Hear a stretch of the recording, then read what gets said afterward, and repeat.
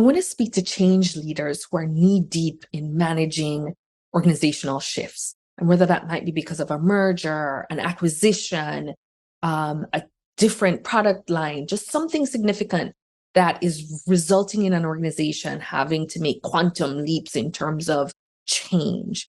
One of the things that's important in that season in an organization, which is absolutely normal and natural and must happen, is the importance of figuring out what you want to keep. Kevin Oakes talks about this in his book called Culture Renovation, where before you do a renovation, if you have stained glass, you don't just destroy the stained glass, right? You keep that. That worked really well in a home. That's a piece that you can continue to use and integrate in the renovation in some way. But it's important for change management leaders to identify exactly what they want to keep and how they're going to keep it.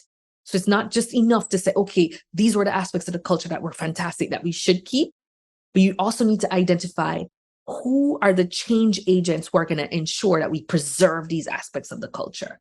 You can't just leave that to happenstance, because with new leadership coming in and with things changing significantly, even the good things, if not attended to and dealt with intention, can dissipate quickly.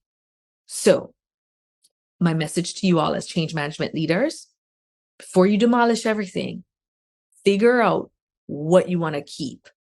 Note where you have the stained glass and make a plan to keep it, and ensure that you have change management leaders who have a plan for how they're actually going to maintain those aspects of the culture.